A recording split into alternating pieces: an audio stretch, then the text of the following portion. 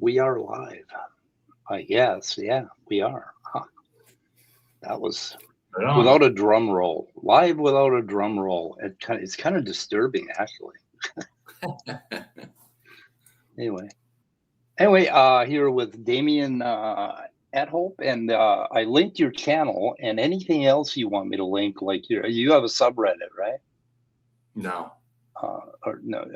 Okay. No, I have a website, Substack. No, I don't do that. DamienReAtHope.com. I have a website and I have a blog, and then I have YouTube, and I have an academia channel, or not channel, but academia page, independent academia, and then I have Twitter or X, and then I have Blue Sky and Facebook. That's it. Right. Okay, so anything you want me to link, you should email it to me and I'll put it in my description. I've already got your channel in my description, so right on. Thanks. I want to make sure that you promote yourself. And let's see. So basically, I'm defending naive realism and scientism, and the reason I do that is because I'm a dickhead, and I like to take things that everybody just automatically knee-jerk blows away, and I like to present another look, take another deeper look at what I'm saying when I defend naive realism and scientism. And so I'm thinking that our definition of common sense, naive realism, and scientism are going to end up being very different. So what you think I'm saying when I'm saying these words is not what I'm actually saying. And when we get to what I'm actually saying, I think we are going to agree pretty much on what I'm saying.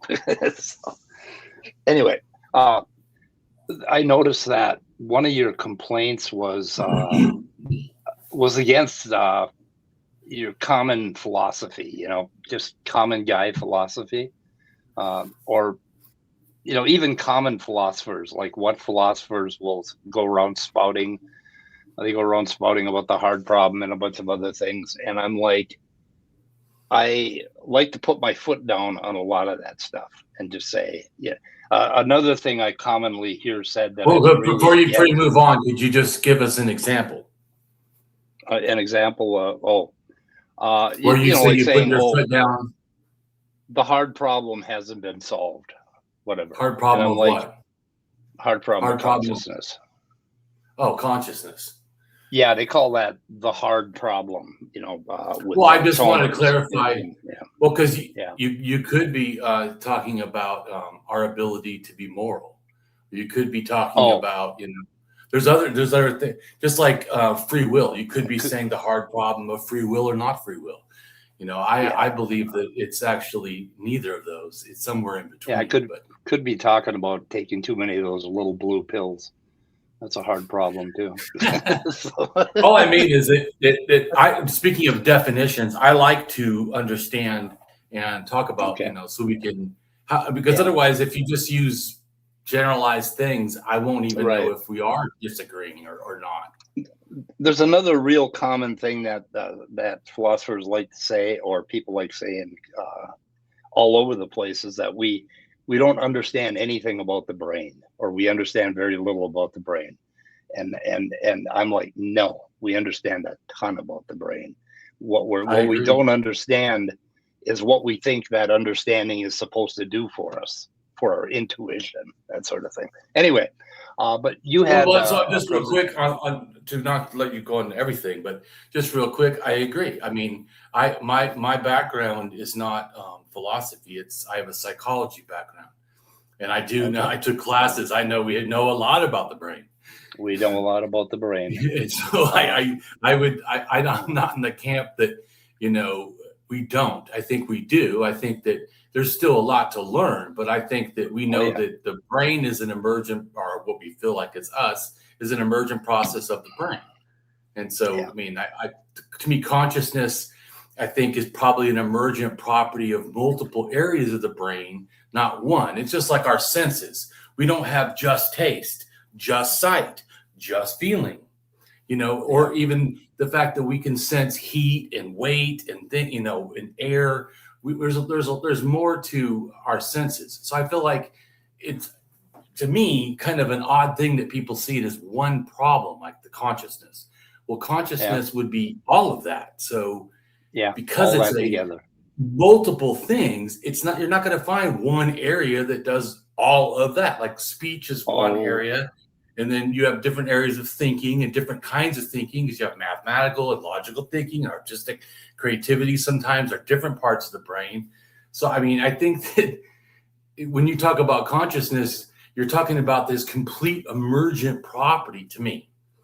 Suitcase word. It have to be multiple areas in a sense. Yeah, it's a suitcase word, and I agree with you totally on that.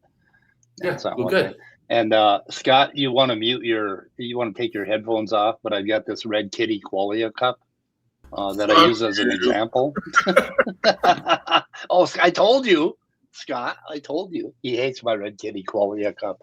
Anyway, but yeah, moving on. You wanted to show a couple of pictures. Right. Well, first I wanted to just state that I don't support naive realism. I do support that up to ourselves, that we generally do in a sense of a naive realism of the world, our five senses or whatever, and thinking. Yeah.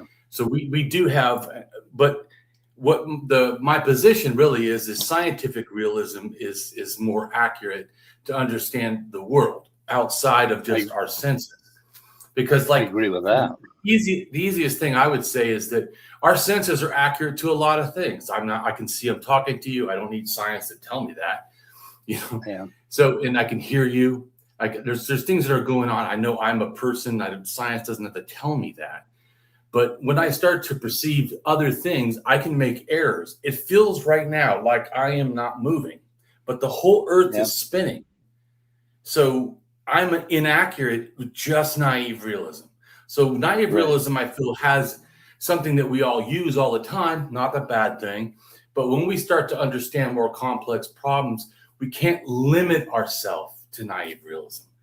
That's where I feel that science has to be involved, because there's things that, just like if I looked at the ground, there's nothing there, but DNA scientists can actually get where there's no bones, no nothing, they can get stuff from the ground, DNA, and because they can do that, that's beyond, in a sense, what I can see and perceive. And so to me, I feel like it's not an all or nothing, just like I feel like when it comes to, our free will argument, I'm not on either camp in a sense, and I'm not a compatibilist exactly. I'm more of the opinion of like what I understand through psychology, that we get emotionally hijacked all the time. I mean, constantly. Our ego, whatever, that all kinds of errors. So when we feel that we're doing everything, that's not true. But it is true that different times we're more relaxed, thus less hijacked. And there's more times, in a sense, we're more hijacked and more, like people, have the group think, well, group think doesn't happen like the moment you just meet people. Usually we're more standoffish. It's usually after you kind of gel and you get into like this, group think of that everyone's, you're listening and doing, in a sense in counseling, they call it forming, storming, and norming, and then performing. Performing is what people are group thinking, where you like almost lose the rest of the world, and all you can feel and think is just that little thing you're inside of. And so to me, I already understand a lot of that stuff from, like I said, learning psychology. So I feel like it's a whole bunch, it's so much more involved. We like simple answers. And I feel like it's easy to fall back to naive realism, simple answers. But some of the answers are simple, can somewhat be understood, but there definitely is stuff beyond our simple answers that need complex understanding. Yeah.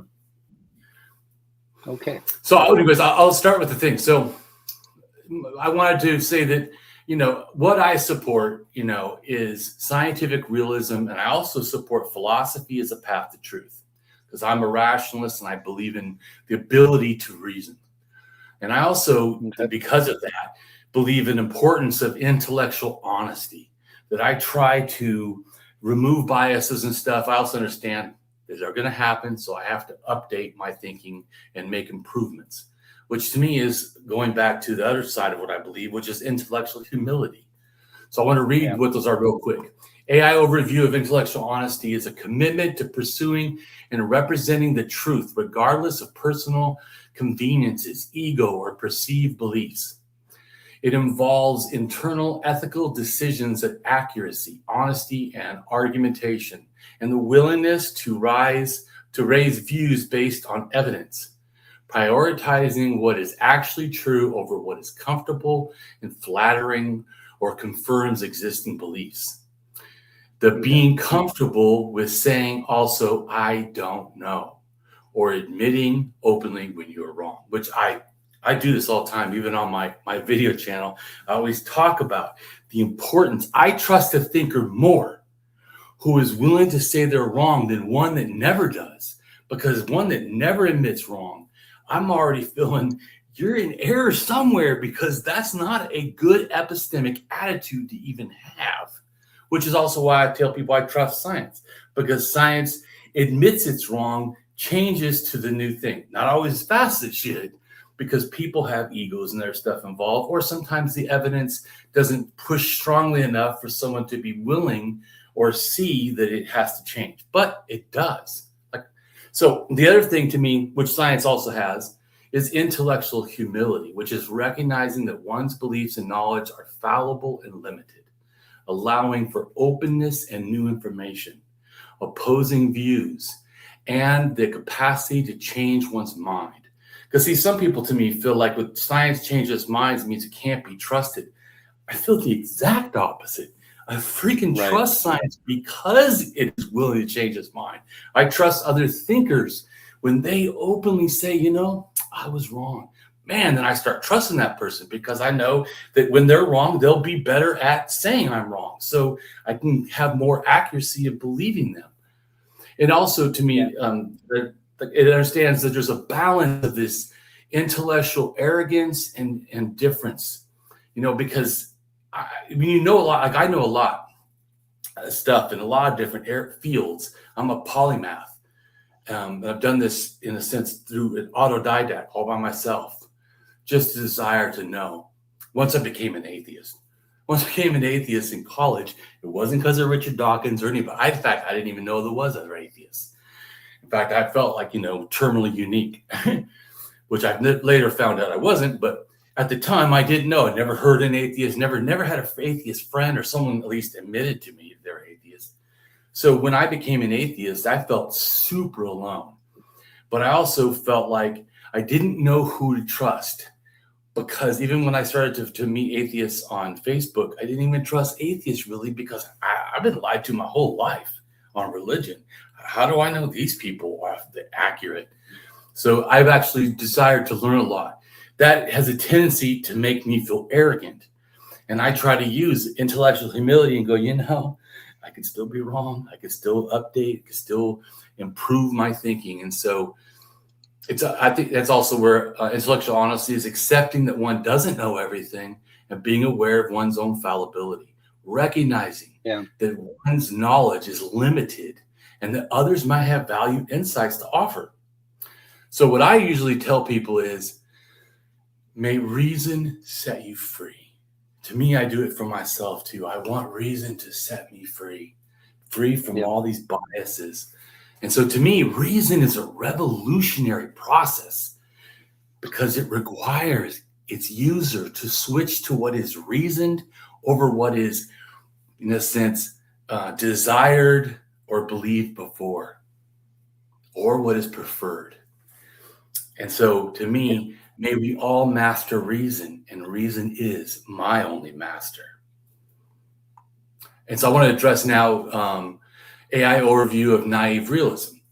Naive realism is the cognitive bias and subjective belief that one's perceptions of the world, in a sense, are objective, as it is, while viewing different perspectives is often biased, uninformed, or even irrational.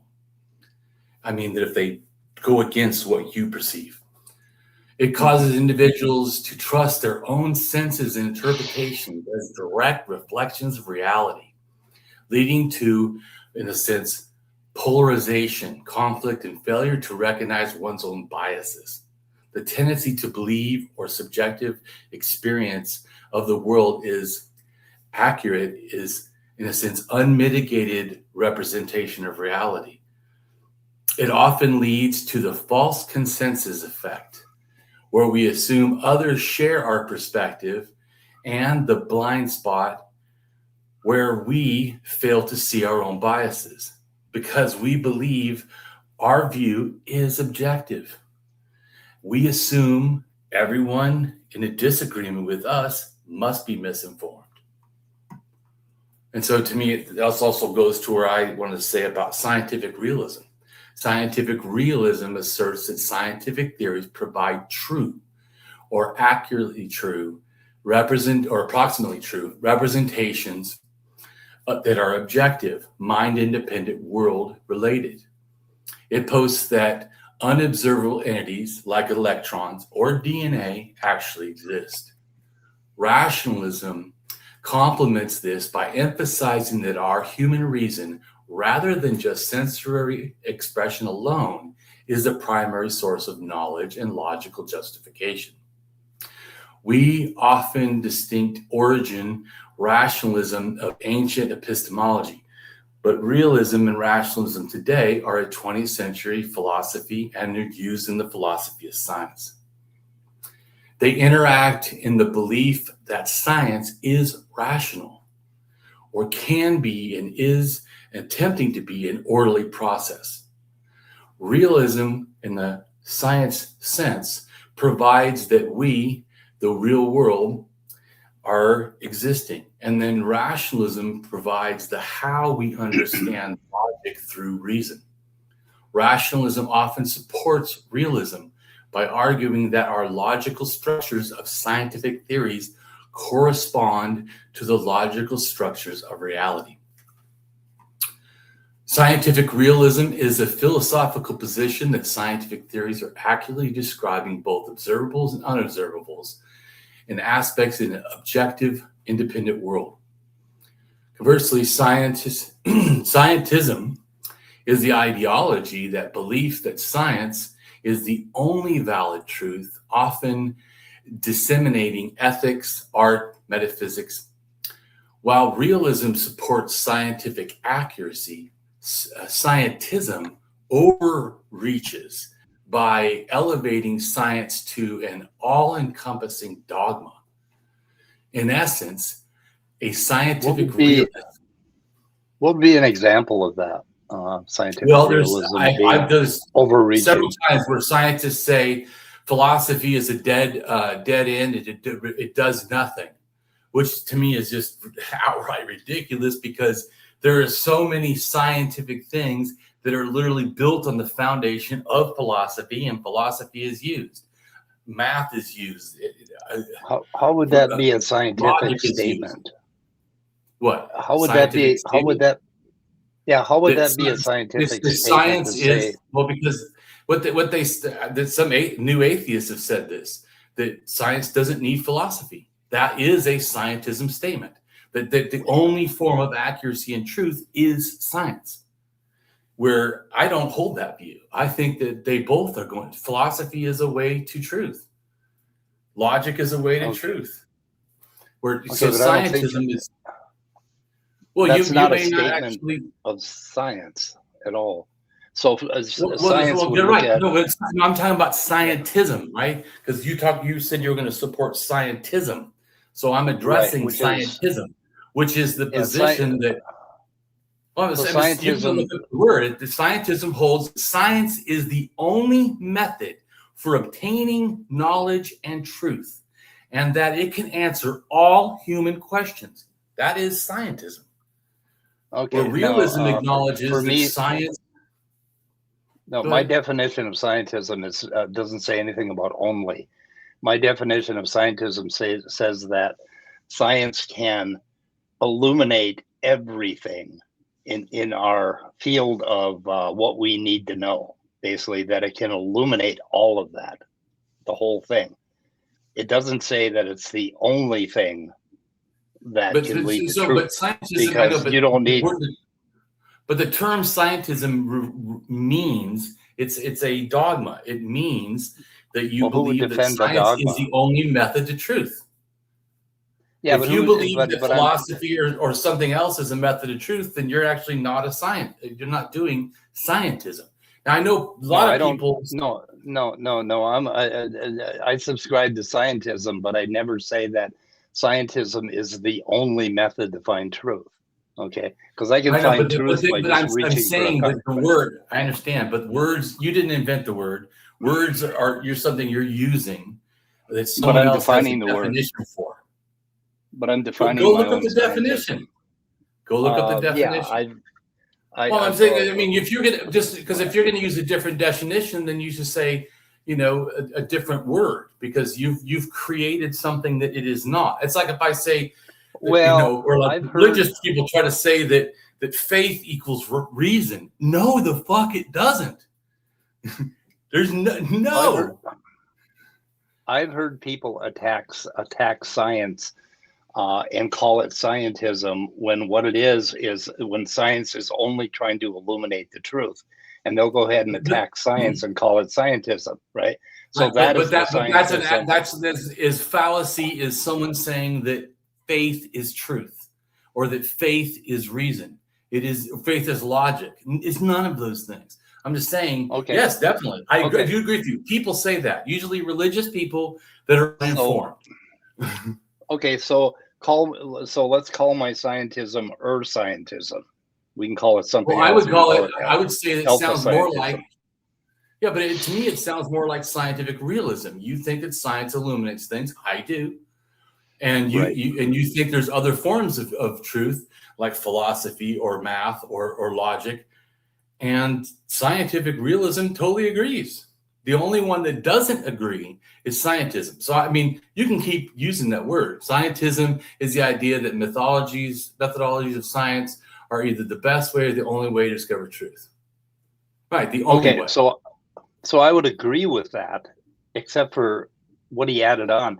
Scientism is the idea that methodologies of science are the best way to discover the truth. I'm not saying anything about only. I don't make certainty only absolute statements ever. Well, I know, but right. So that, like I said, then by definition, it's like saying that because I use reason, I use faith. Well, I don't. And they're two different words, and they have two different meanings. Now, most religious people like to say that my belief in reason is a faith in reason, which to me, reason, just like science, is demonstratable. If I show you demonstratable ways of methodologically using reason to get to answers, that's not the same as faith. It doesn't even do that. Faith, absolutely anything can be done with faith. I'm just making a comment. So I think we agree, but I think that you're just using that word wrong. And maybe someone has tagged you with that word because you support atheism, and they're just wrong. So even if you think it's not the only way, if you think it's the best way, it's still scientism. Yeah, I don't agree that. If you at that last part, the scientism is the belief that it is. If you don't let me clarify. You don't believe Leo's second statement that it's the. So I don't believe it's still scientism. I think if you think there's other, it is one of the best ways. Absolutely. I don't think that. Okay, so we're in agreement on this. We're in agreement on this. But Leo has admitted the problem here that I've identified. And the problem is that some people will say that science is the best way to understand the truth, basically. And Leo is claiming that is scientism. He said it right out loud here, and he admitted it. I understand. Well, people can say a lot of different things. So this is the problem. And this is why I push back on people that just spout scientism is just all bullshit, right? Because of Leo's statement here, a lot of people think that saying that science is the best way to understand the truth is scientism. And that's what I'm pushing back. It's like when people faith think that when I use reason that I somehow have faith in reason. Like one person says, Damien used faith. I said, no, I don't use faith. Okay. Goes, you have faith that your wife is gonna, not cheat on you. I said, I trust her, but I do know that I could be wrong. She could be cheating, whether or not I had faith. Wait a minute, Scott Duke, you just had a sandwich. You do not have. You do not need two sandwiches. God damn it. Anyway, sorry, but okay. So I will agree to call my scientism scientific realism. Right. And that way we'll get along, right? Okay, so we've cut. Well, the other people are wrong, and I'm just saying from what you have agreed to. Well, yeah, they are. So I'm just saying that because a lot of people that make those claims, though, not all, but a lot of people that make the claims either haven't looked into it and understand the word, or they're using the word almost like as a pejorative, like when people say atheism is a religion. Is it really a religion? Should I start going, okay, atheism is a religion because people say it is? No, I need to correct them and say it isn't a religion. There's no doctrine. There's no thing. Even there's atheists that believe in aliens. That doesn't make that reasonable, but they're still an atheist. Anyways. I mean, what I mean by aliens landing and picking up people or building, structures in the past. I've had arguments with people about that. So I'm just saying atheism doesn't mean you automatically have reason. So because who knows why you got your atheism, but you're still correct about one thing doesn't actually mean you're correct about other things. Anyways, because we're not born knowing, so we're not automatically correct in everything. In fact, like I said, I believe in we're fallible. I'm going to make mistakes, and I'm willing to admit it. So another thing I say is scientists extract ancient DNA from sediments of dirt and can reconstruct past ecosystems, sometimes dating back to 2 million years. Inability for us to perceive that. And the techniques involved, collective soil in a sense, specific cold, dark, clay-rich environments are better, which binds and protects the genetic material, because all dirt can't do this. Sometimes it, in a sense, gets bleached out or whatever. But this is important, though. While some argue that science has discovered real entities like DNA that exist independently of our belief, a form of realism, they need to understand this is not naive realism in a philosophic sense. Modern science, including ancient DNA analysis, recognize the observation of highly mitigated by instruments, algorithms, and models. Naive realism often sees the mind's scientific method as a pervasive mirror, just reflecting reality. However, ancient DNA research shows that we do not simply see the past, we recognize it, which is an active, non-passive process. The field of ancient DNA is, in a sense, the treatment of recognition and rejection of naive realism, as it's plagued by issues requiring sophisticated indirect methods and interpretive methods. In essence, while naive realism might attempt one to believe that ancient DNA provides direct, pure window into the past, the reality is that ancient DNA science is a highly sophisticated, indirect, and interpretive enterprise. And I'm going to show one of the pictures now. That which one? The first one. In order? Which shows, right, yeah. So this shows that people's assumption is that now people in Europe are all white skin. But the reality is 14,000 to 8,000 years ago, they actually had dark skin and blue eyes.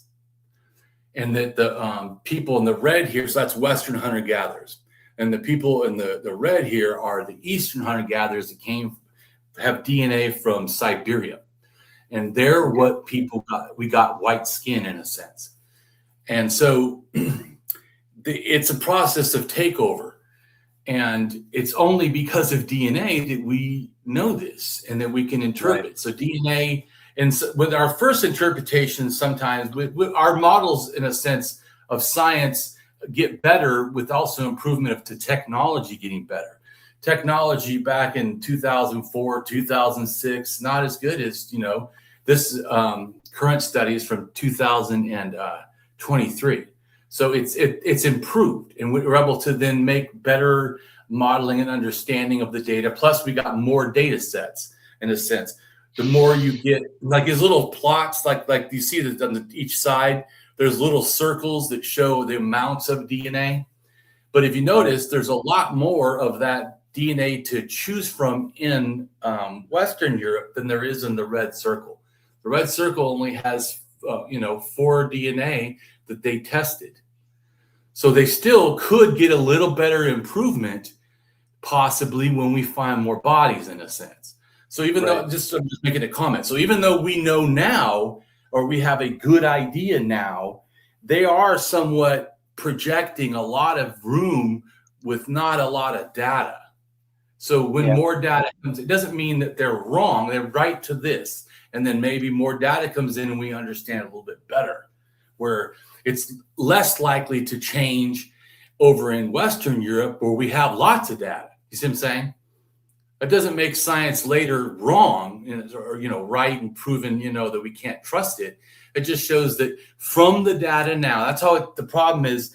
Like, people will read something online or will say something, or even a scientist sometimes simplifies it for people, that this stuff is interpretive in the fact that we're taking some samples and then making like a large idea out of it, because they're making the samples are inside of that larger realm. But I mean, look at the ones that are on the red. They've made a huge thing, but the samples are not totally filling that in. So I'm just making a point. So to help people understand. And then the next picture shows similar things of movements of DNA, where white skin, in a sense, comes from. Click the next picture. Okay, let's see. The next one is right there. Right. And so you see here that when it like in Western Europe, it shows that dark thing, that means dark skin. And then people coming in from the farmers from Turkey, that other circle, like this kind of a pinkish color, that means they had intermediate skin. And then the ones over here that are like light blue, I don't know why they did that. That's the whiter skin.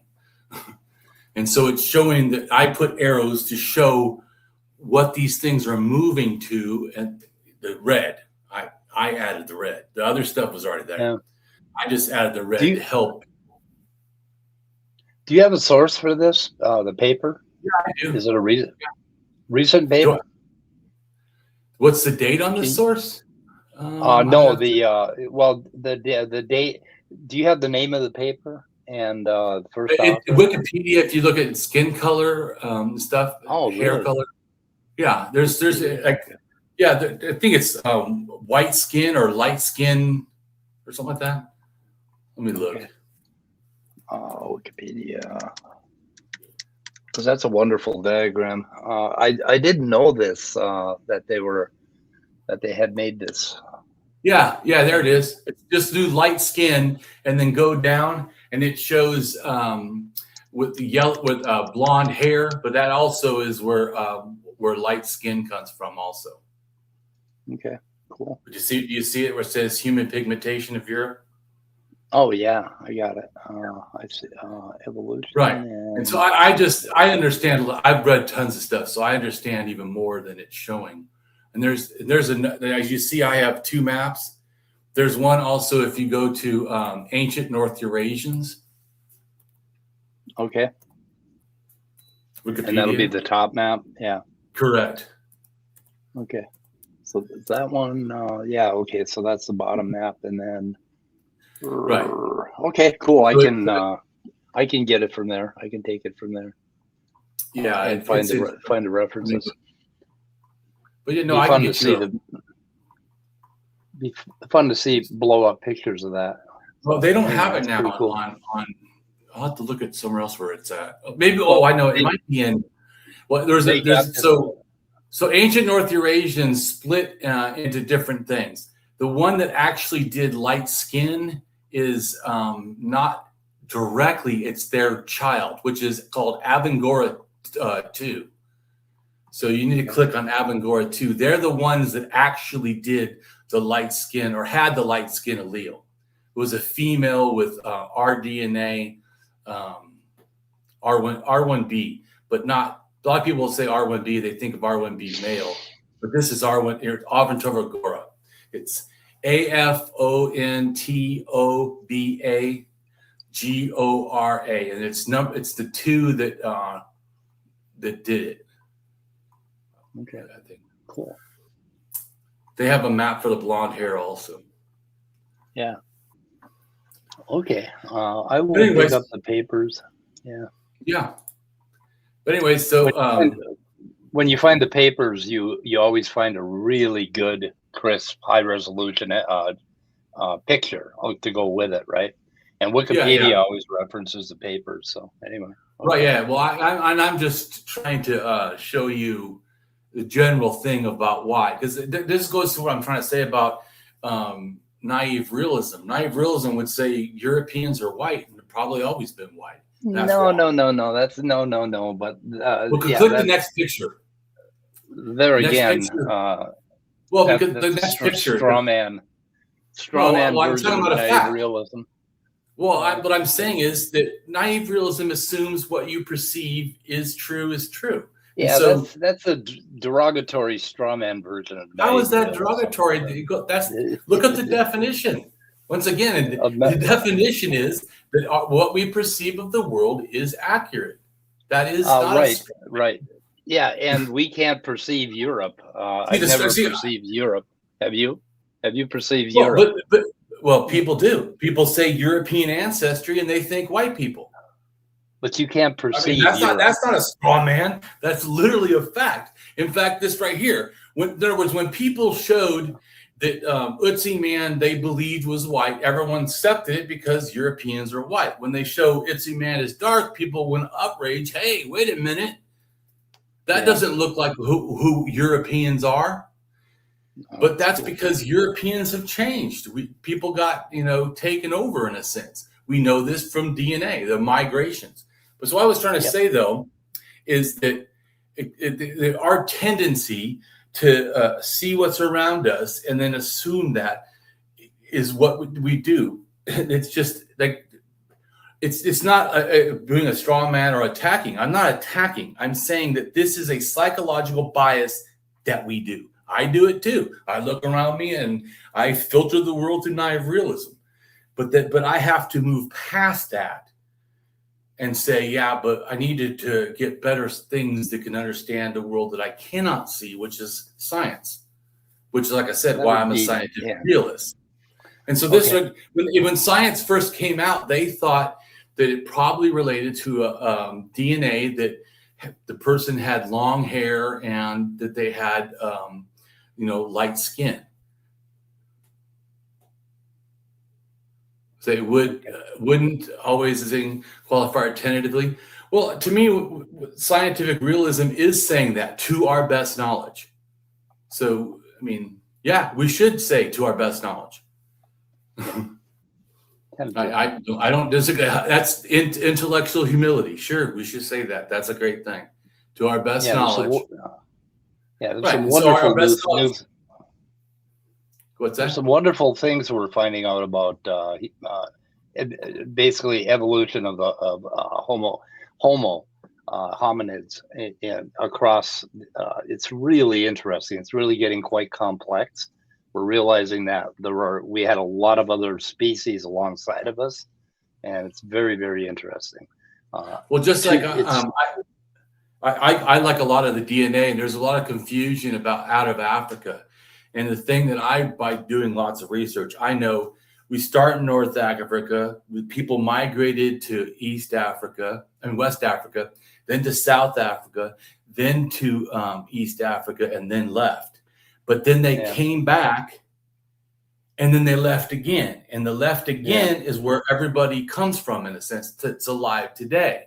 So the first out of Africa is 120 until about 70,000 years ago, where they came back to Africa and into East Africa, and then they leave again at about 50,000 to 55 or whatever. And that's where all humans alive today relate to. That's also why it makes it confusing when people say, oh, well, how can you have some people go to Australia, 60 something thousand years ago, and then say that people are the DNA now of Australians is that all Australians now have DNA under 50,000.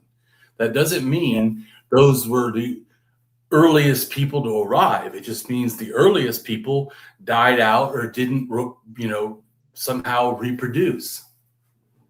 Yep. But there definitely was earlier people. Yeah. Really looking forward to finding more ancient DNA and doing more sequencing, because DNA really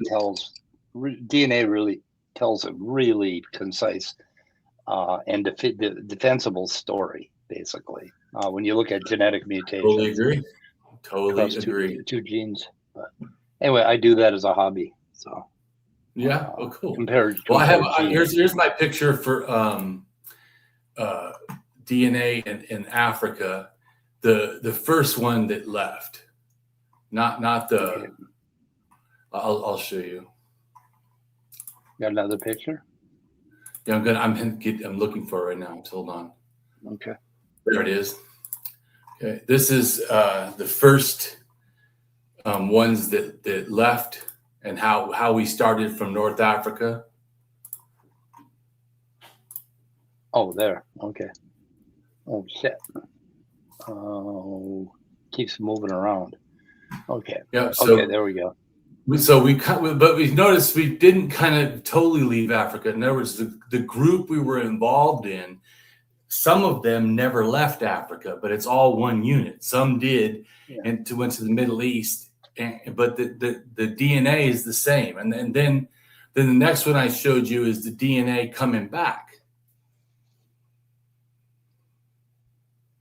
Okay, that's the next one right here. Yeah. See, and then the DNA comes back to Africa, and then it leaves again. And that's the one that everyone always talks about. Like, here's 75,000 years ago. So how about the Neanderthals? Where do they fit into all this?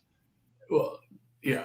So here, I just say, first of all, do one thing at a time. So here's the next one. This is when we left Africa the last time, the next picture. And then I'll do the Neanderthals. I have stuff on that too. Okay. See, so it's showing like when these DNAs left Africa. Wow, that is cool. So, and that's the female DNA, and then the male is a little different because once again, it's not like they had to be together. That's because it's not Adam and Eve, like the Bible believers tend to think it is. You mean the Bible could be wrong historically in what it's portraying? That can't be possible? Yeah, it's pretty much wrong. This is showing the times that, like I told you, that in a sense, male DNA left. That other one was female. This one's male. Just to show you, it's a little bit different and varied because they weren't exactly together. And this is what people understand. It's not that these males left by themselves or those other females left by themselves. It's just the people that they left with, in a sense, ended up becoming mixed with all of this to where now everyone out of Africa has shared DNA in one area. It's called coalescence. Coalescence theory, and it is mind-numbing, and it is very much misunderstood, coalescence. So anyway. So you asked about Neanderthals. So first I'll show you this one. We actually relate to Neanderthals and the Soviets, whatever. There's a thing that shows Homo erectus going to North Africa, and then our ancient lineage is splitting off in North Africa, where the Neanderthals and the Soviets, they go into Spain from North Africa. To ask your question, do you see it? How many years ago did we split from? Did Neanderthals and our lineage split? What was our common ancestors? 7,500, I think, or 1,000 years ago, and to 550. No, 705. So 700. 700. Oh, shit. 700. And 5,000 years. Something like that. To 700. Yeah, it's like because I'd heard Yeah, but click on the thing and it shows. I'm trying to remember off the top of my head. Just click on the next one I sent you. Yep. There. Okay. 750. I was a little bit wrong, but 750 to 550,000 years ago is our common ancestor with, in a sense, humans split from the Neanderthals. That's a lot older than we used to think. So I think we used to think like 45 to 70,000. That's interesting. Cool. Yeah, so that's our split in a sense from Homo erectus, and then Neanderthal and Denisovans split again. The common ancestor goes back to 473,000 or 300 between that and 381,000. Yeah. They split. So yeah. And then the oldest human is somewhere around 350 in North Africa, but it's already, you can see that the DNA is already there in North Africa. But anyways, So then the next picture, speaking of them, shows that I haven't sent it yet. I just sent it there. Yeah, there you go. So this the white shows how humans, in a sense, left North Africa and went to Eastern Africa, and then some went to South Africa, as I already showed you another thing, and then all of them go back north to East Africa, in a sense, and then populate. And then the Homo erectus shows in the pink where it went, just to give you an idea. So we ended up doing something very similar also. So obviously Daniel Booneism evolved very early, because they sure as hell did a lot of tripping around over the next hill. Yeah, they did a lot. So I totally agree. And to me, also, here's the thing of speaking of Neanderthals. This is when we first left Africa. Before we left, we never did really burials with red ochre, but in Israel, when we meet the Neanderthals who are already doing small pit burials with red ochre, we then pick up that religion idea or something, persuasion of some kind. We also started copying their tools as well, in doing mount steering tools, but in our own kind of style. And Neanderthals had been doing burial for at least 130,000. So they did it actually a lot before us. Yeah. And I have a little art of that as well. Yep. They had bigger brains for some damn reason. They did have bigger heads. Yeah, that is true. Yep. But I don't know that it has to do, brains don't just have to do with the size, but also the quality of the neurons and how tightly packed they are. But so all these red dots, all these red dots are burial sites for the Neanderthal. So there's quite a lot. Shit. Yeah. But in that one with the blue line, that's the first, in a sense. Then they spread out both ways. But so this shows my art of the early Neanderthal burial. Wait a minute. There's a site called Krapina in Croatia. Yeah, that's always what I thought of Croatia. That there would be a site called Krapina. There was right. That's where my ancestors come from. Oh, right on. Croatia. Yeah. So Krapina, to me, Croatia. that we're interpreting, that there's religious meaning. I think that there probably was. It doesn't 100% mean that there was. The thing is, okay, they dig up a skeleton of a child that's buried with his toy animals or toys, and they say, there's an obvious religious meaning. No, there's not. If you've lost a child, you bury that child with the things that child cared about, and you don't think anything about religion at all, whether you're an atheist or no matter what. But that's also not understanding burials, because the first burials were not buried with toys. So that I'll show. I showed you real quick to do the brain, because you made a comment about the brain, and I show how the brain evolved, got in size. The humans I'm talking about, like from 300,000 down to us at 10,000. There's a difference. It gets a little bit different in size, 100,000 to 10,000, even a little bit tiny bit bigger. But that blue part in the back is growing. The amount of cerebellum. I don't remember exactly, but what it's called. That looks like the cerebellum, which is surprising. But also the front too.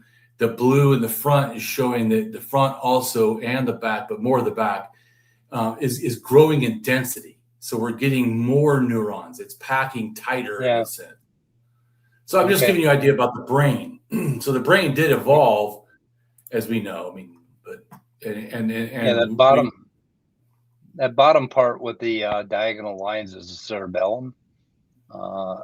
The bottom right part is the cerebellum, and it shows that the cerebellum got a lot denser, and that's very interesting. Cerebellum is kind of like it's like a linear algebra computer that basically guides not only our movement but our thinking. But it has a lot to do with like they say, a dog knows calculus because it can catch a ball. That's where it happens. It's in the cerebellum. There's a wonderful computer back there, and it's not organized. It's not disorganized. It's highly organized in a linear algebra type fashion. It's really cool. And I think we have discounted the cerebellum in our cognition, in thinking about how it basically shapes our cognition. And that's something that we need to know a little bit more about. There are things we don't know about yet.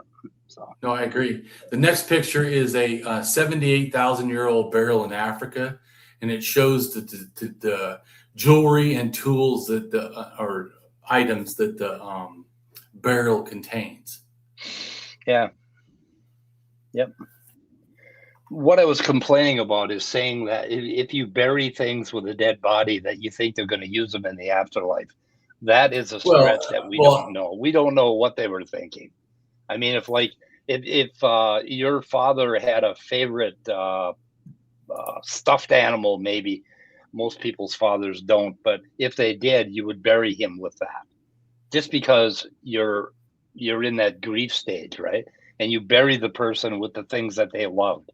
It has nothing to do with religion. But red ochre was being used for 300,000 years, and Neanderthals have it in red ochre was sprinkled on bodies. What do they think that's for? So I'm just making a comment that red ochre, so not just an item you're buried with, there's a consistency in burials. Burials from Neanderthals, all the burials have red ochre. All the human burials that start have red ochre. The people that go all the way to and do Mungo Man, which is like, I think, 45,000 years ago, a burial in Australia, has red ochre.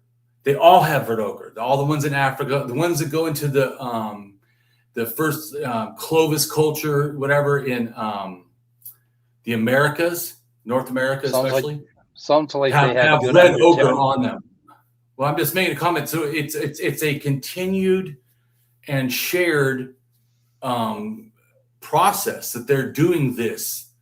You know, it's not just like you were saying, because you could assume, right? If we don't know, we would assume, well, maybe they're just randomly putting whatever they like. But there's nothing random about it. And like I said, it starts before us, a behavior that we continue. All the people out of Africa do it. People in Europe did it. People in the Americas did it. People in Australia did it. People in China did it. People in India did it. They all did it. It is a shared behavior. So it's not, I feel grief, and so I randomly do my own personal burial. No, we're all doing this cultural behavior. Now, I agree, cultural behaviors can be influenced by personal grief, and I'm sure they had that.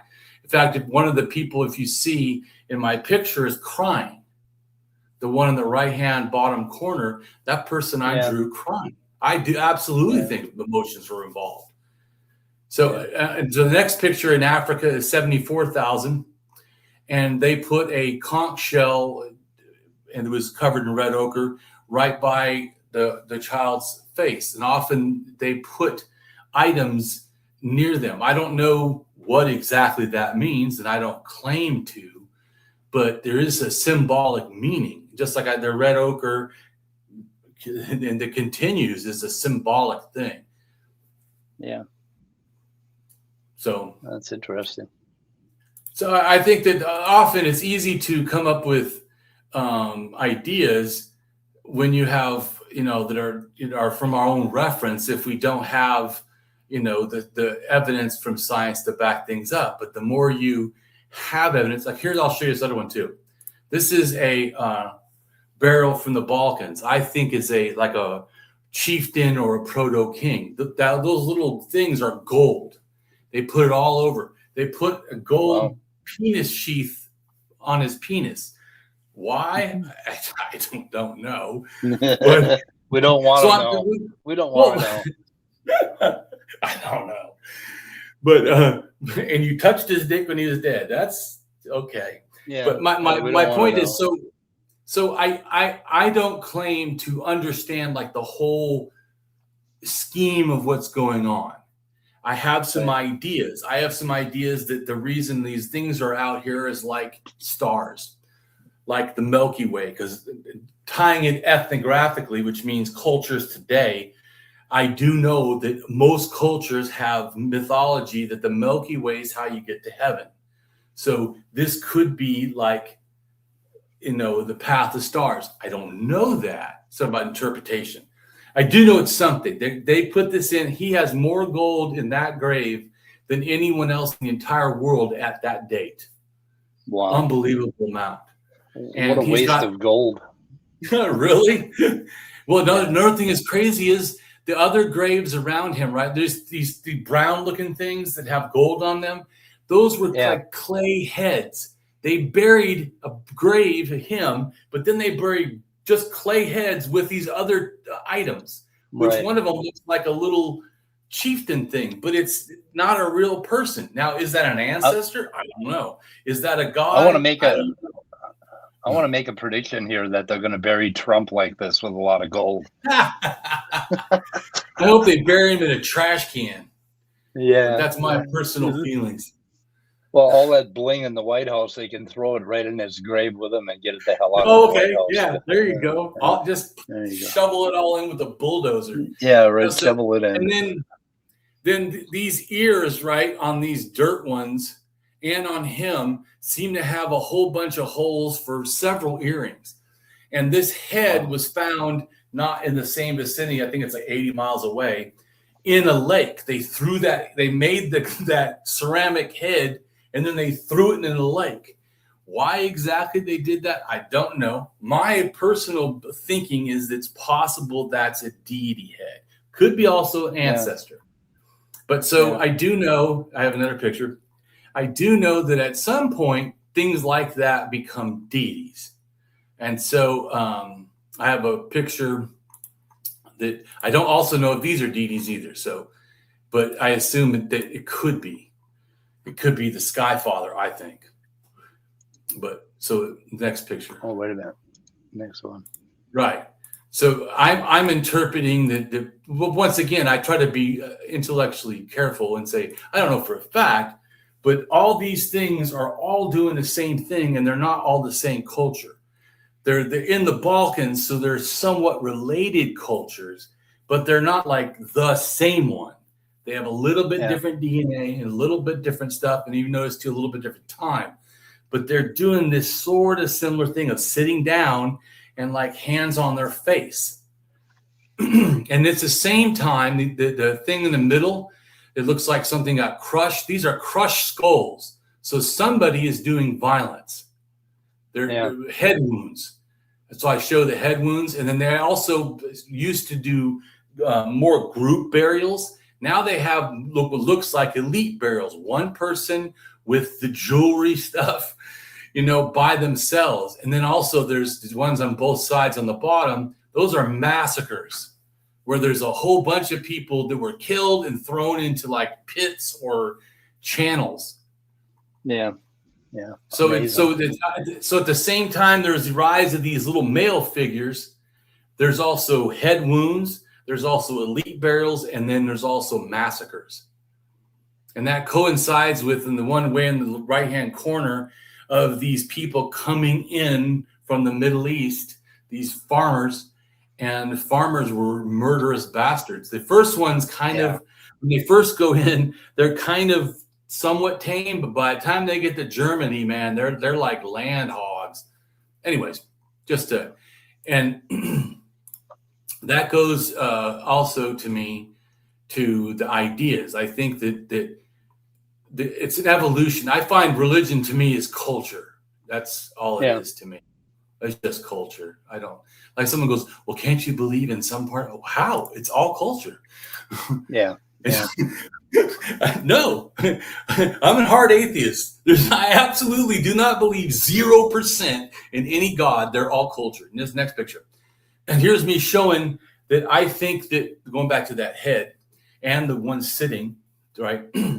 I think that there is, and because we know that you can trace back the language and religion of the Proto-Indo-Europeans to the Ukraine 6,000 years ago. So, and then the ones in Egypt, the gods are at least 6,000. The ones in Mesopotamia are at least 6,000. So you have, in other words, the Middle East and just above it, all those people 6,000 years ago believe in a deity or deities. And so, isn't it interesting that gods seem to pop up at the same time as massive civilizations? Oh, I absolutely think so. When there were kings trying to control a populace.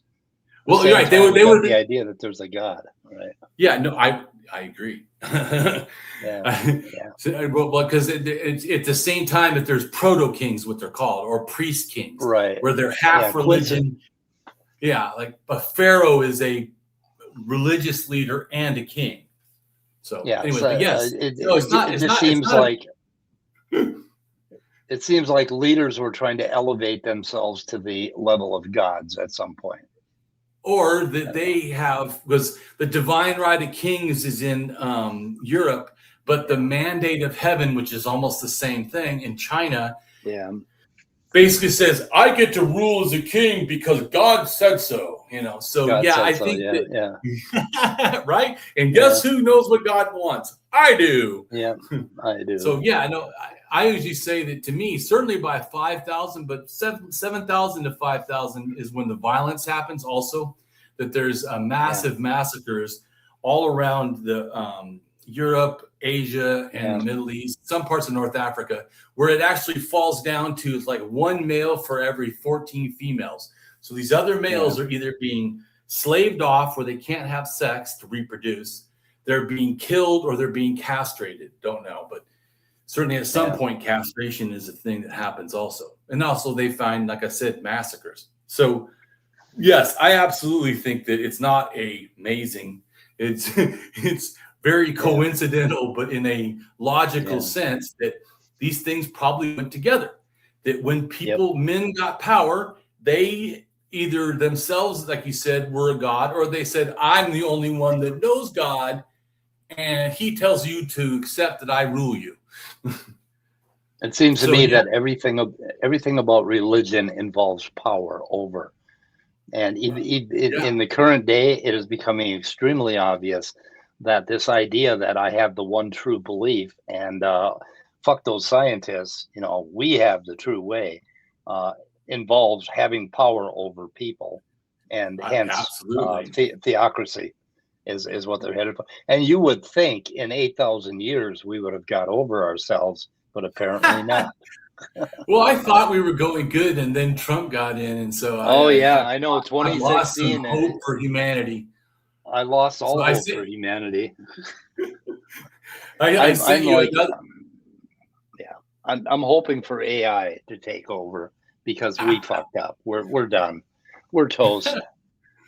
Well, because we now pick pseudoscience. I mean, it's not just Trump. Trump then puts in, and people welcome it. RFK Jr. Who wants to bring smallpox back. You know. And measles. Make typhoid, great again, I guess. Yeah, make measles great again. Yeah, make measles great again. I just sent you one about violence we talked about. This is another one I have. The cavemen are the real gods. Well, this is way after cavemen, so no, I really personally, from looking at all the stuff, I don't think cavemen had gods. I think they had religious ideas, but it was more like spiritual, non-religious without deities. Yeah. But so this right here shows when the violence happens. And yeah, funny that the violence and the religion and the male gods, rulers all at the same time. All at the same time. It's almost like they're related. Yeah. Yeah. Right when people are getting their heads cracked in, is the time of rulers and gods. Why? Wonder why. Yeah. And then all the deities relate now more to each other than people realize, because they all split into separate things. But the violence and stuff spread around, like I showed you, people moving a lot before. It spread around. So a lot of the ideas that people think, oh, well, that person made their own god. Well, no, they made a version of the gods that came from the Middle East. The Middle East is the one that starts all this nonsense. And then it goes out from there. And to Ukraine, and Ukraine sends it to Siberia. Siberia sends it to China and to the Americas. And then China sends it down to Southern Asia. I mean, so it's not like one people did everything, but because these people moved and then took their beliefs, with them, that's where we end up with all this absolute nonsense. Yeah. But like you said, you would think, okay, so we were stupid before, right? It's. I think we would have got over it. Yeah, you would think at some point. I sent you one about the languages and gods. So the colors of that I've made the map, that's different languages, families. There's different languages, of course, inside the families, but the larger families. And then what I give is a little deities to show what those families believe. And most of them believe in a sky god and earth mother, or some believe in a sky father and a sky mother, and much less believe in an earth father and a sky mother, which is basically just Egypt. Wow. But so I've tracked and looked at all this stuff and tried to figure it out, because I wanted to understand. I wanted to understand what happened, and because other atheists say, well, it's all related. Well, yeah, that's a feeling statement that it's all related. But I wanted to know, can we prove that better than just what's my opinion? And so I have. Yeah. It is all semi-related. I think that's a better way, tentatively, is to say it, that there are certainly relations. They absolutely did not come up with all the same stuff over the entire world, just the same. Although, so I've heard someone say, yeah, but we all look at the sky, so we all could have, and we all live on Earth. Yeah, but the fact that they put these together, most of the world, and there's a lot. I can send you a thing of this stuff. Most of the world does believe their religions have this stuff. It's pretty, or the zoo guys and YouTube, that we know Lindsay of. Nicole, that we know of. I'm not sure where Scott. This is way back. So I'm just highlighting some. I'm just looking at some tabs. Yeah, basically, I was talking about adding tentatively in front of it, or as far as we know. Yeah. Well, that's kind of her catchphrase. Every time she says something about, some that we know of, she'll go, that we know of. Yeah, I love it. And like I said, and I like that. I'm not against that at all. I think that it's a healthy epistemic attitude, which is a knowledge, in a sense, acquiring or understanding attitude.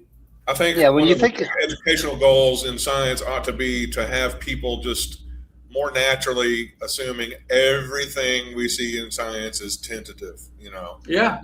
That's mostly. True. I mean, there are things that are to a degree. Get used to the idea of updating your knowledge base, because things are going to come along that sweep one model or one view out of the way, and another one kind of consumes it, takes it over.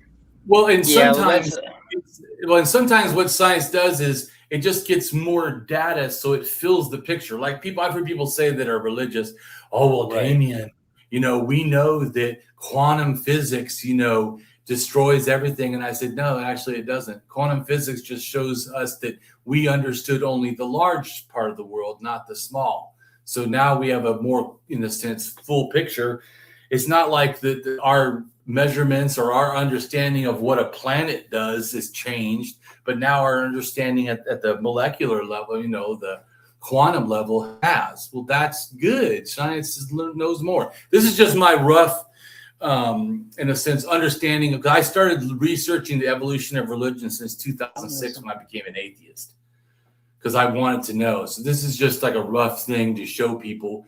I feel that it's like building blocks that religion is. It just kept piling on top of each other. And people think like, well, mine's totally different. No, not to me. It all starts in animism. So, and they've done studies of hunter-gatherers. I'll show you a thing about that too. And then hunter-gatherers 100% have animism.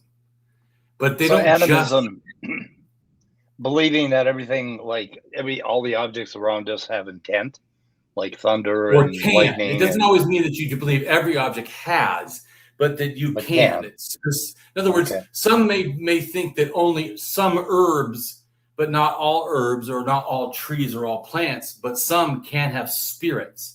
Some believe that some rocks, not all rocks, like, say crystals. Some could believe that just crystals, not other rocks, have spirits. Yeah. So my point is, some mushrooms have spirits and others don't. Right. So in my own experience, we know how the stars form. No jealous felon equation. Well, actually, we're not sure anymore about some of that. Well, we're looking at new models anyway of the early universe. Well, I think it's healthy for science to be willing to update its information. So this is the next picture, is showing the hunter-gatherers. They studied the purple dots are animism only cultures I put, but the all the other dots are what this study on the side is, except for my thing in totemism I did myself. So all the other ones, though, are part of a research study on hunter-gatherer religiosity. And so they did from all these hunter-gatherers from where the red dots are. And then from those red dots, 100% were animists. And then belief in the afterlife was 79. Shamanism was 79. And then ancestor worship total was 45. High deities were 39. And since active worship of ancestors was 24, and active, in a sense, worship or belief in the deities being active, involved in our lives was 15%. So most of them have a high God, but is not involved in their life, almost like deism or some sort of pantheism, where it's not like actively. In other words, he's not telling you don't be gay. He's not telling you to go, and burn books.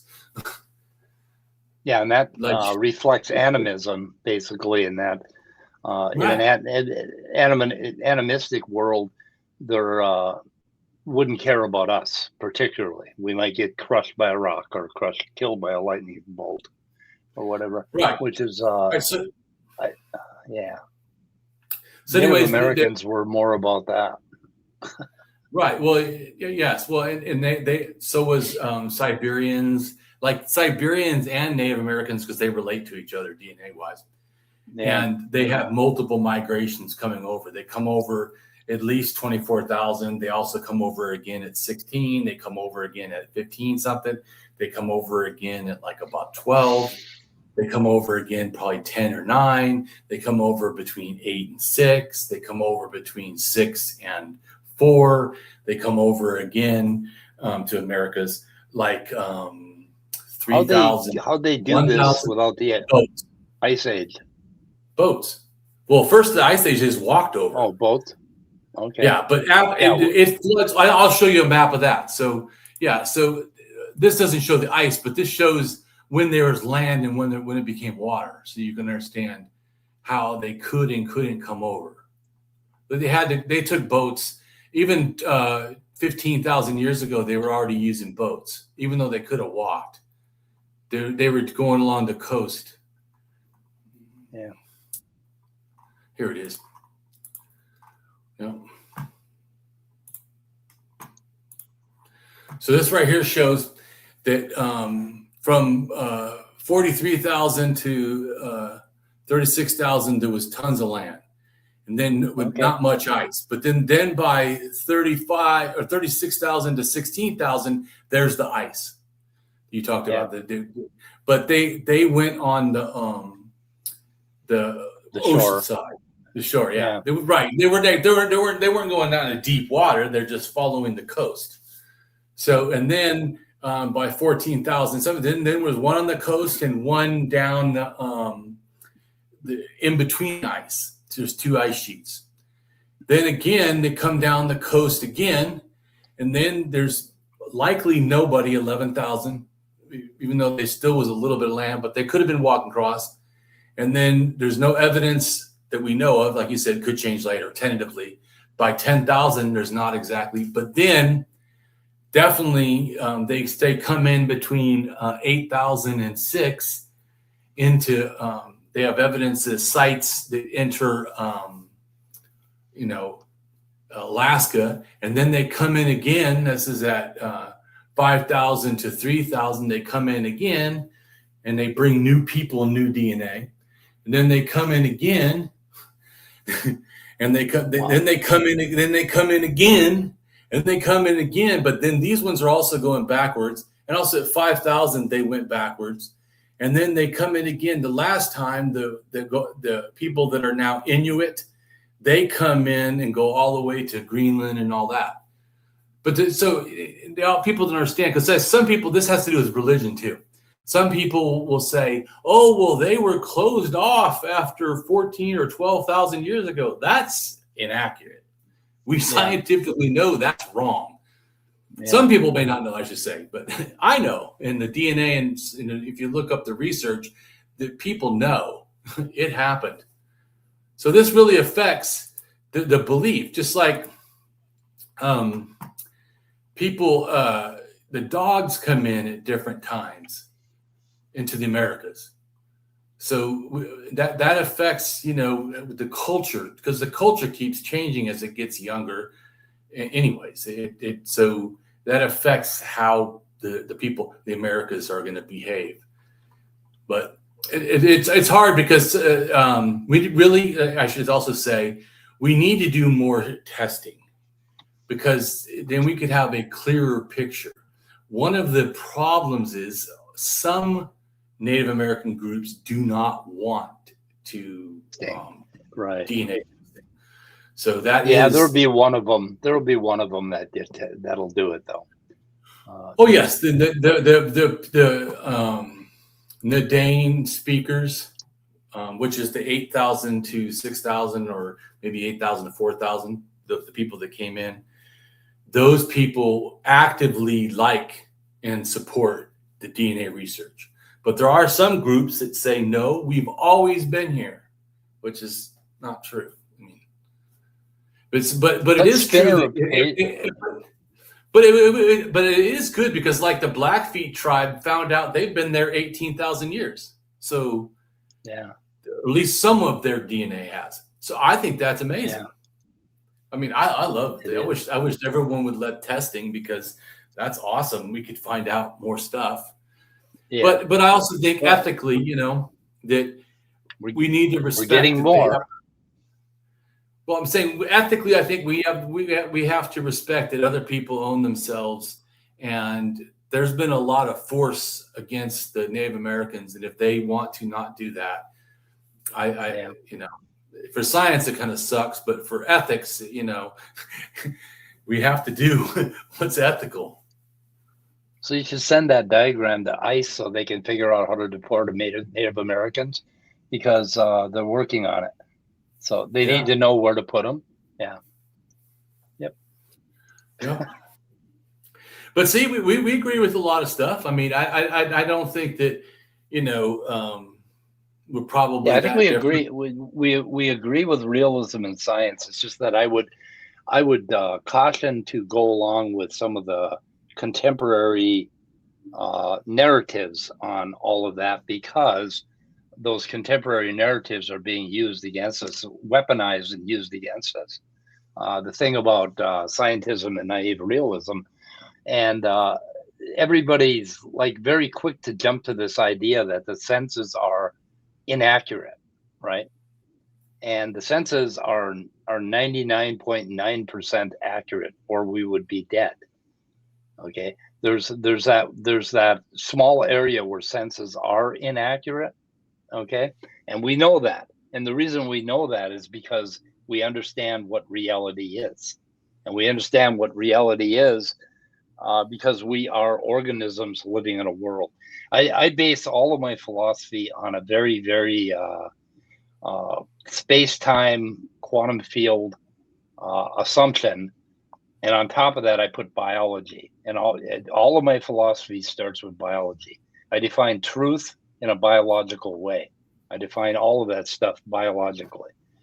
Truth and propositions and all of that, I can reduce to very early biological organisms and go from there and derive what it is for humans. And what I do is something. Do you mean truth claims, or you just mean that there's true things in science? No, I'm talking about the idea of truth itself. What is truth? And I see truth as, well, I see knowledge as an organism's fit to its environment. So knowledge is how an organism relates to its environment. That's the basis of knowledge. We are basically structured by our history as an organism in an environment. And that is knowledge. That becomes knowledge. So everything we know today. I think. Well, I was going to say is I think there's a thing called Bronfenbrenner's ecological systems, and I think that's maybe what you're kind of talking about. Which one? Bronfenbrenner's ecological systems theory or something like that. It has to do with where people have themselves and they're influenced by their family and they're influenced by the larger city or whatever they're in, then society, then the state. It's all these things are impacting, and of course they go into us, and then we also give some of our ideas out. So every person is influenced by their own culture, by their own country. All these different ideas are pressuring on us. Yeah, but at a more root natural level, okay. If you look at what a human organism is, without considering mind at all, and staying away from culture and what's in our mind, what we're looking at is how brains adapt to an environment and how brains come to learn what space and time is as they develop. So I look at it from developmental biology, how we develop, and I always want to root things back in biology and what we are as biological organisms, and always consider that. And what I do is I bracket all the mind bullshit, all of the tendency to talk about what is mind and what is consciousness. I just say, screw all that. Let's just look at what the natural world is and what we are in the natural world, and then construct mind from that. And that you can do. It takes a little bit of energy, but. Well, I don't know if you have to screw all that, like you said, but certainly just because we evolved, like you said, biologically to have a mind, doesn't mean that like the octopus, the last time we have a common ancestor, I think was like a worm or a slug or something in the ocean. And yet we evolved. Fish. No, not even a fish. Fishy before that. Fishy things. No. Fishy things. Oh, well, before fish. Yeah. Before fish. No, I'm just saying it's long. I'm on the top of my head, I don't remember, but go look up the evolution of the octopus and where we split from them. It's old. In other words, it's before brains or whatever, but somehow we both, not just, us, but the octopus also separate of us. So it wasn't part of, because fish got some stuff and then it evolved into, land animals and stuff and mammals and then us. So octopus has nothing to do with that.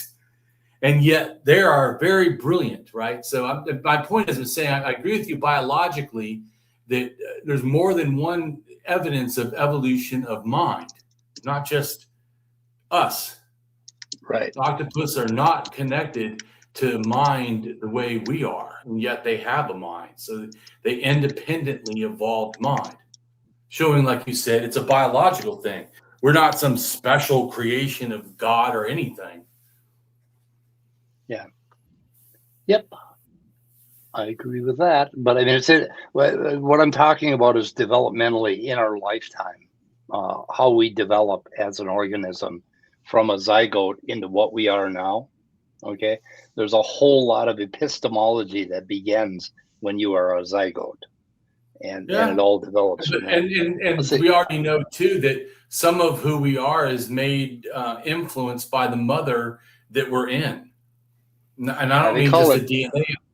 There's stuff like that can happen, that chemicals that she eats or food can affect us. The fact of how she's treated or emotionally can affect the baby.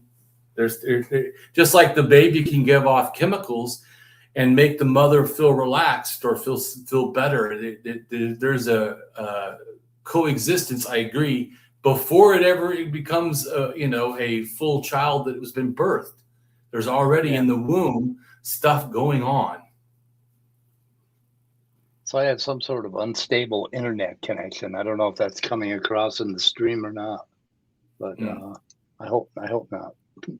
Anyway, yeah. What's that? I said my side looks fine. So I mean, I feel like we've addressed these good things, and I think that you have something else that you want to talk about. If not, then I'm. Yeah, you're amazing. Your understanding of culture and early hominids is unbelievably good, and I want to hear more about it.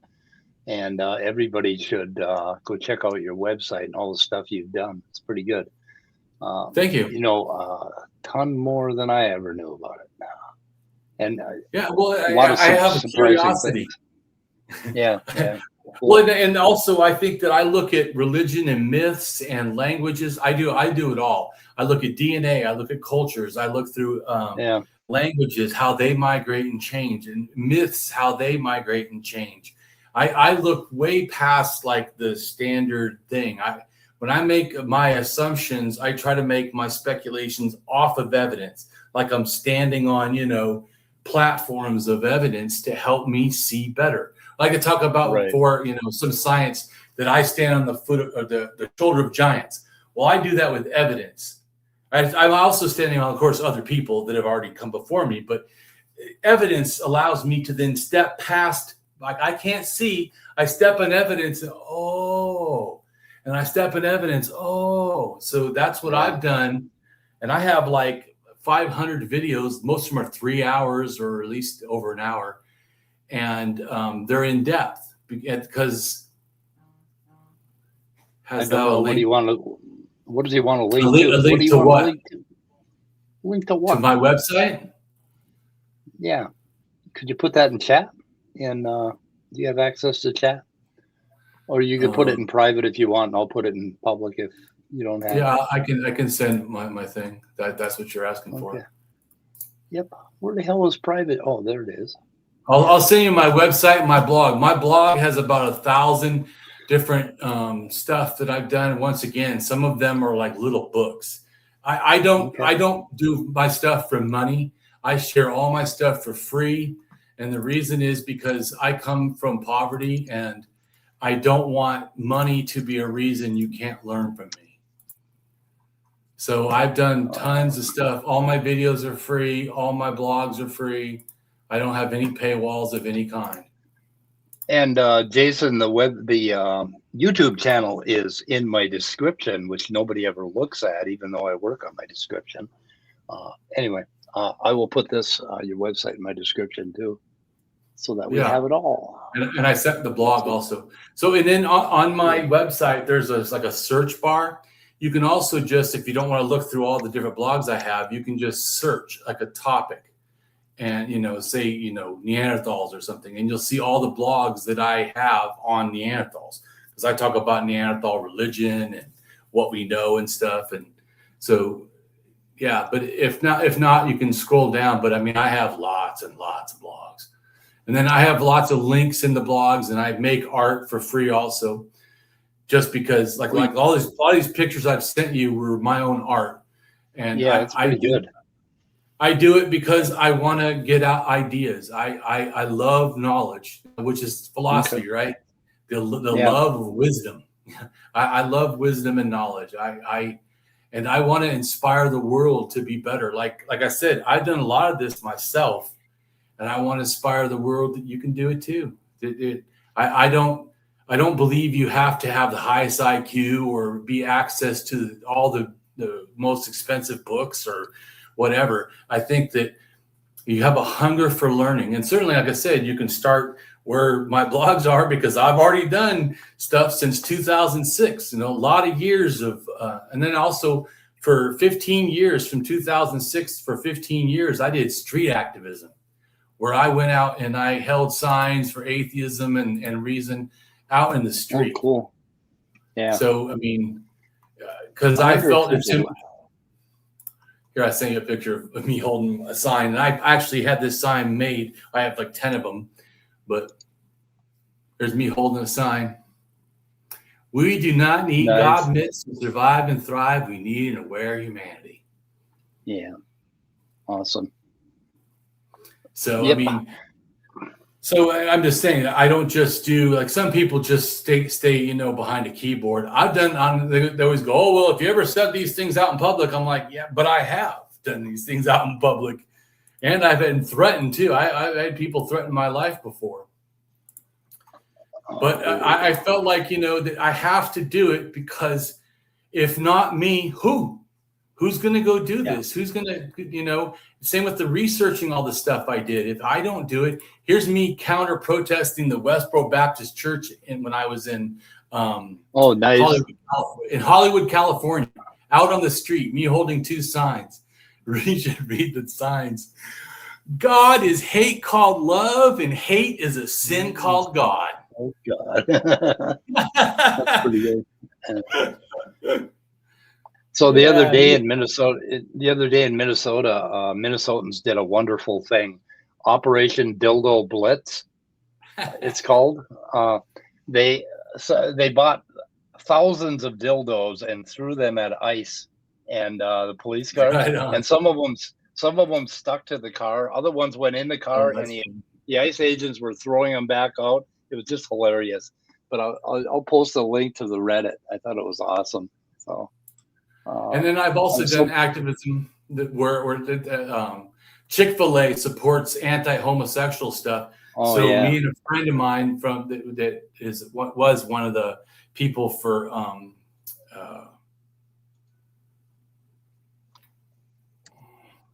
an atheist group. I can't remember now, but anyways, we're standing out holding a sign, showing people, that Chick-fil-A, is not a good company. Do you see that picture? I'm working on it here. My cursor has suddenly slowed up horribly. Okay. Oh, wait a minute. Scott, did you put it up there? There it is. Okay, Scott put it up there. Yeah. See, Chick full of hate. Let's see. I'm trying to do a link, and I'm having trouble. Let's see here. ID equals blah blah blah blah blah. Okay, here we go. UTM. I'll get rid of that. Oh, I think this is it, but I'm not sure. I don't know. Anyways, if it'll work or not. I mean, I appreciate you guys having me on, and yeah, thank you. Pretty cool. Yep. Yeah, I think we agree on scientific realism and what's basically the scope and the nature of science, and but I just do it from a different angle. I come from molecular biology and more of a embryological and genetic approach than the cultural approach, and that's okay. The two perspectives are pretty much the same in result. So anyway, well, that's like I tell people, I'm a rationalist, and a lot of the atheist community call themselves skeptics. I'm not. Because I don't care for the extreme skepticism. Bugs the shit out of me because. What I'm just saying is, a lot of time we still end up with atheism. We still end up at a lot of the same, conclusions.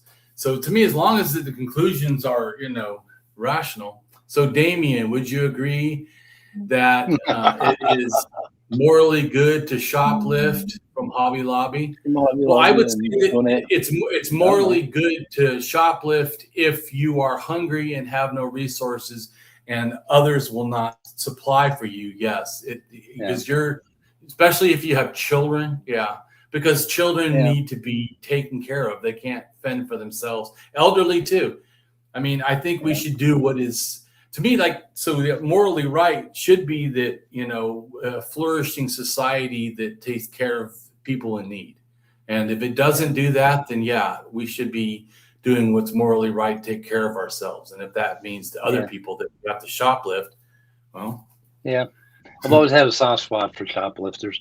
When I was 13, 14 years old, that would have been in the 60s, mid 60s, they had books on philosophy and Greek tragedy, and at the local Walgreens equivalent, brown drug and white drug. And me and my friends used to rob those books all the time. We were robbing books on philosophy when we were teenagers. So I kind of have a soft spot for shoplifters because our parents wouldn't buy them for us.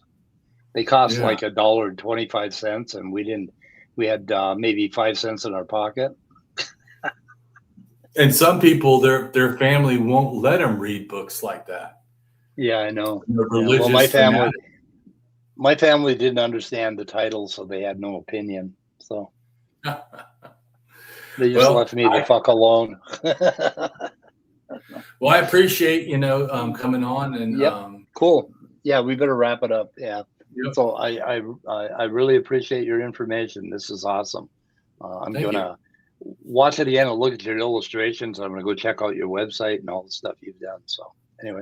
Yeah, cool. and I have like 10 videos explaining religion, the mythologies and stuff, and how they relate to other things. So I mean, people should go check it out. I only have like 200 and something views on some of those, and I don't know why. I know it's so horrible. Like if we put out good content, nobody watches it. 70 views, right? Right. If I said it was ancient aliens, I'd have 1 million. Right. If we put out some shit about fucking Jay Dyer, I get 1,000 views. And like, God damn it. Anyway. Yeah. So it goes. Okay, we're gonna wrap it up. All right. Take care. Yeah. Thanks everyone for watching. Goodbye, cruel world. That's my sign off. And in the stream.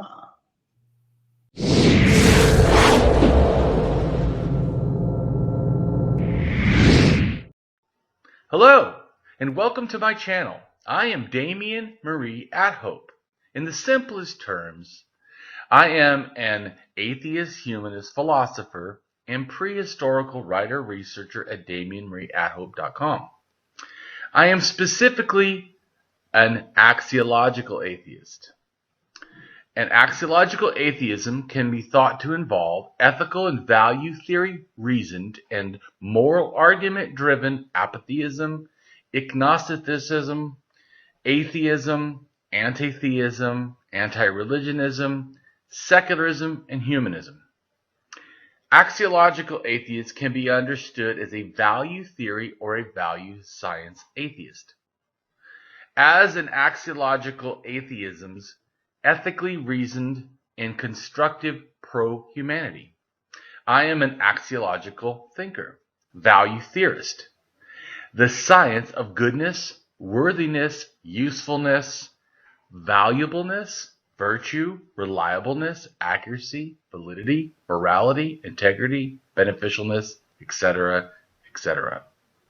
We axiologists have a value consciousness.